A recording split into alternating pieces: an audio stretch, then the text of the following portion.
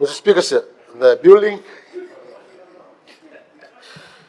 and construction sector serves as a vital pillar of our economy, reflecting the level of investments, job creation, and overall economic activity.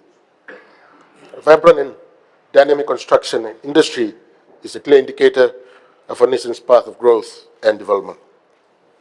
Mr. Speaker, sir, from January 2023 to November 2024, the Ministry has received a total of 2,186 building permit applications, valued collectively at $1.16 billion.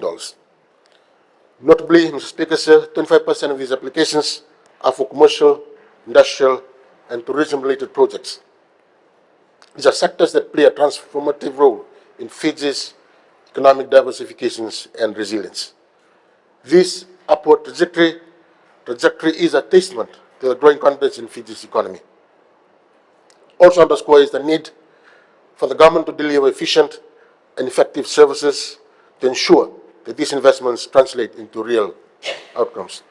Mr. Speaker, sir, our coalition government recognizes that innovation and technology are key to meeting the evolving needs of our citizens and investors. By leveraging modern systems and streamlining our processes, we aim to create a building permit application system that is not only more efficient, but also fosters greater transparency and accountability. Mr. Speaker, sir, I'm pleased to inform this August House, the Ministry of Local Government, in line with the government's digital transformation agenda, is working very closely with the Ministry of Trade, Cooperatives, Small and Medium Enterprises and Communication, through the consultant spirit of endeavor, to develop the building permit application approval system, in short known as BPAS. The system is a crucial component of Project Business Now Fiji, aligning with its goal of streamlining business processes and fostering economic growth. Mr. Speaker, sir, the BPAS portal aims to revolutionize the building permit approval process in Fiji. By digitizing the entire workflow, we aim to reduce bureaucratic delays associated with manual processing, increase transparency and compliance, and most of all, enhance efficiency in our service delivery by significantly reducing turnaround processing times. Mr. Speaker, sir, significant progress has been made in the development of the BPAS portal, from requirements gathering of approval and referral agencies to work to the process of harmonizing all requirements of key agencies into one checklist. Currently, the Ministry is piloting a very important component of the BPAS portal, whereby all building applications that have been lodged at all the municipal councils are being tracked electronically, with real-time updates being shared between the municipal councils and the Department of Town and County Planning.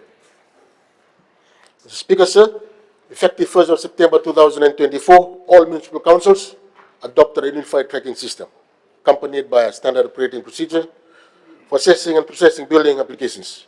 Additionally, a standardized checklist for receiving applications was implemented across all councils to ensure consistency and transparency. Mr. Speaker, sir, the process for building permit applications follows a structured approach. Applications are first vetted by all municipal councils to ensure compliance with local zonings, setbacks, and other planning regulations. Once overall requirements are met, applications are then forwarded to the Department of Town and Country Planning for compliance checks with national planning standards and building codes. Approved applications are then returned to councils, which then release the building applications back to the applicants. Through tracking this system, tracking system, Mr. Speaker, sir, the Department of Town and Country Planning and municipal councils can now provide regular updates to consultants and applicants on the status of their building applications, enhancing communication and accountability. Mr. Speaker, sir, the approved standard operating procedures provide clear timelines for processing building permit applications. As of now, with the manual processes, councils must process applications within 14 days and submit the Department of Town and Country Planning. The Department of Town and Country Planning then processes applications within 20 working days from the date of lodgement. That is provided all requirements are met. Rezoning, Mr. Speaker, sir.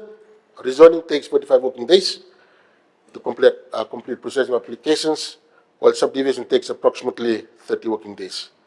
This timeline reflects significant improvements in efficiency driven by the streamlining of processes and the introduction of the standardized procedures. Mr. Speaker, sir, the thorough checks conducted at both levels, that is the Council as well as the Department of Town and Country Planning, are vital, very important to ensure that proposed developments comply with legal and technical standards. This includes, as alluded earlier, on the checking of zoning, plot boundaries, setbacks, and alignment with the municipal regulations by the municipal councils, while the verification of compliance with national planning frameworks, compliance with Town Planning Act and general provisions, and environmental consideration is done by the Town and Country Planning team. Speaker, sir, the introduction of the digitized tracking system along with the SOPs and standardization has resulted in measurable improvements in application processing times.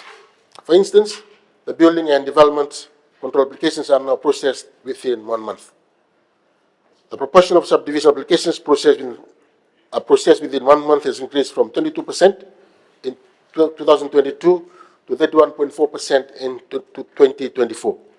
Collectively, Mr. Speaker, sir, 67.3% of subdivision applications were processed within 3 months in 2024, compared to 62.7% in 2023, and rezoning applications processed within 1 month also increased from 63.4% in 2023 to 64.4% in 2024.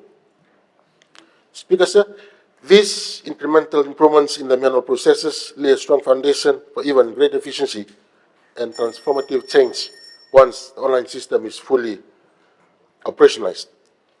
We also anticipate the timelines between councils and town and country planning to reduce to 21 days.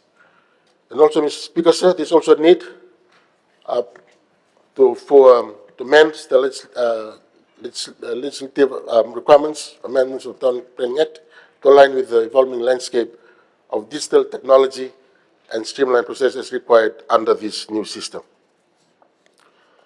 And the Ministry is also going to review some of the schedules as well as to ensure that when the system comes into effect, it's going to work for both municipal as well as town and county planning team. Conclusion, Speaker, sir, my ministry remains steadfast in its commitment to modernize the building permit approval process. The development of the new system, we aim to streamline procedures, reduce delays in processing of new applications, and enhance transparency. Thank you, Mr. Speaker, sir. Thank you, Honourable Minister for Housing and Local Government, Honourable Nalumisa.